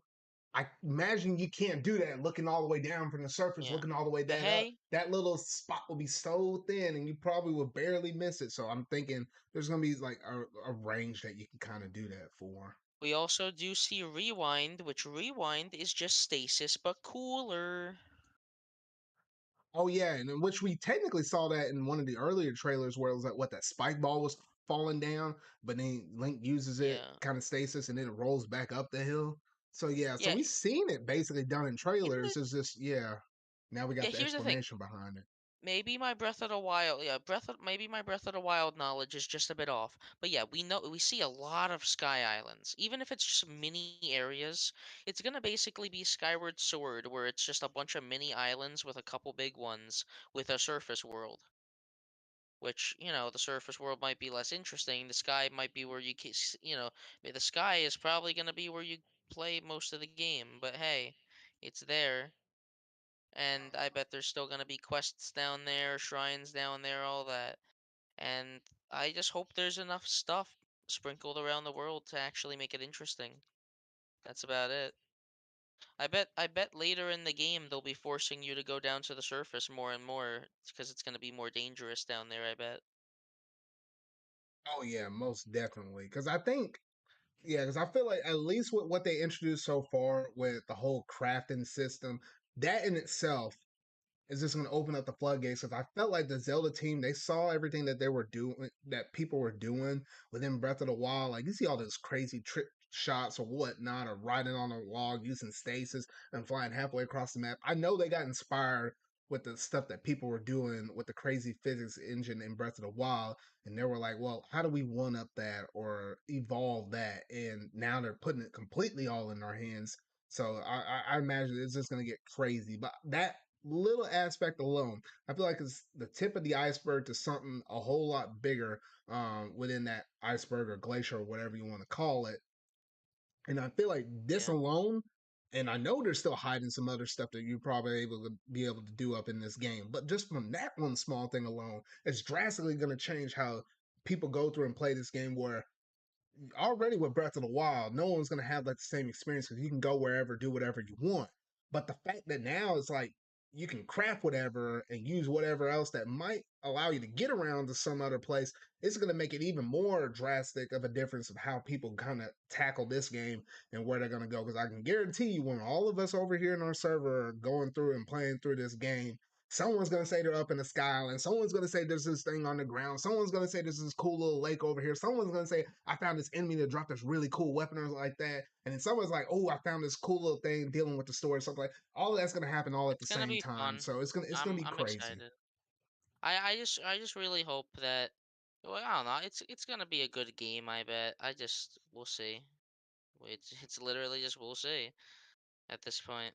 They could show all the gameplay they want, but I'd still say that a demo would be better. I know they're not gonna do one, but let a man dream. Yeah, let a man dream. All righty. Well, I think that's at least for now. Because I feel like they're going to showcase off maybe a little bit more stuff with this. I feel like this might not be the last time, but it's definitely going to be kind of one of the last few. Because, the game's only like, oh, it comes out next month. So we don't have too much longer to wait. And I don't know. But I guess the last little thing I could have said is yes, there is there is a Switch OLED model that's coming out. Tears of the Kingdom model. You're also having like a Switch case that's releasing alongside with it, along with a Pro controller. And obviously, there was a limited edition thing as well.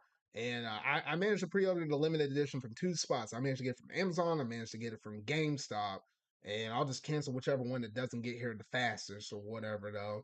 And then I managed to pre-order the Pro controller. I already got that secure. And I might as and I thought I was like, should I get a case or not? And I was like, I might as well because technically I have that case that's like the Breath of the Wild limited edition one that came with that game, and I don't have any other cases. And I got like three Switch systems up in my house. So I was like, well, shoot, if I ever have to move around one of the other ones, I better have a case for that. So I decided I was like, whatever, I'll get one for that. You With all of the Switch bundles you bought, you didn't get a single case?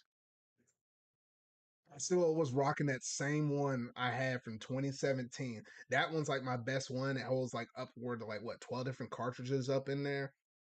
And it has a Better than pouch where I mine. can slide some other stuff up in there, like my chargers or like my pouch that holds all my other cartridges and stuff like that. I've been rocking that one for the whole long time. And then when I had multiple systems, so when I got my second and my third one, I just kept whatever one I used the most. I kept that one associated with the case. The other ones are just sitting in a dock or somewhere on my shelf in my room.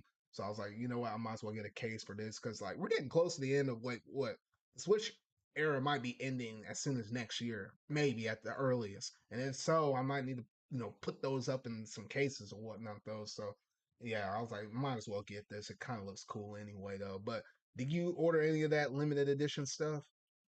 Not necessarily yet, no. Mm-mm.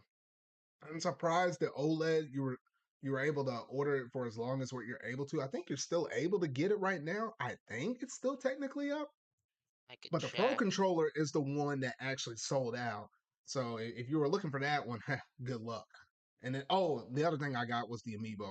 I pre-ordered that one as well. I knew I was That was forgetting something. probably the easiest thing to get is the amiibo, yeah. Yeah, no, that was definitely the easiest one. But yeah, I think outside of that, I think we finally got through all of the gaming news. So between the pop culture stuff, the little Marvel segment thing, the Mario movie impressions and our thoughts on it, and between all the gaming news and stuff like that, man, that occupied a good chunk of time. We're about upward to like what I normally at my max carry these podcasts for like 2 hours or whatnot though. So normally I'll do like so about that show and the gaming or what we've been playing basically. But since we're almost up to this 2 hour marker, I'm gonna go ahead and shut it down early, at least for this though. That's So fine. you'll probably hear those other two topics within next week's podcast though. But I think we talked about a lot of good stuff that happened in these past couple of weeks. They've just That been was laying it fun. on us. Mario movie was obviously the main thing, but that was very fun. It was we can't spoil anything yet. There's a lot I want to say, but it was just a lot of stuff that I didn't expect to be in the movie. Oh yeah, most definitely. And then whenever we do get around to it, because we'll be recording that discussion sometime this week though. But in that video, then we can go full up in it, and then we can bust the lid off on this thing and get down to the nitty gritty on all this stuff though. But y'all have all of that stuff to look forward to as well though. But once again, I'd like to thank Steven for joining me on the podcast, and let the fine viewers know where they can find you at. You can find me on twitter.com/, or my at is Steven Jr. 1231. I've been trying to make more art recently. I've been trying to draw, and that's certainly an adventure. Mhm. All righty. Well, I think that's going to basically do it in terms of my episode 54. Once again, a reminder to everybody that it is officially Mario Week here on the channel. So you're gonna see a bunch of different Mario movie or Mario related stuff in terms of videos dropping out here on the channel. I just got inspired that much from watching that movie. I was like, you know what? I'm just gonna dub a whole week to Mario and just let that be the thing on the channel though. So you have all of those exciting videos to actually look forward to as well. So just keep an eye on the channel though. But that's gonna basically do it in terms of my ZardCast episode 54. So if you hadn't already done so, make sure to go and hit that like button, go ahead and hit that subscribe button and that bell to stay up to date on all things video game related I feel like talking about and discussing if you haven't been watching this on the YouTube side of things. If you haven't been watching this on one of my audio podcast versions, that being like Google, Spotify, Apple Podcasts, or Amazon Music One, or even iHeartRadio, yes, you can actually listen to me in the in your car, on your radio or whatnot, on your way to and fro work or whatever you want to do or stuff like that. Make sure to go ahead and hit the like button over there. Go ahead and give a little short review if you're able to. Just let people know that I'm just a dude talking with some of my friends here and there, though, just casually talking about some gaming stuff, some stuff in pop culture, all that kind of good mess, though. But that's gonna basically do it in terms of this episode 54. So remember, y'all, until whatever video I make next, until my Zarcast episode 55, I'll see y'all later.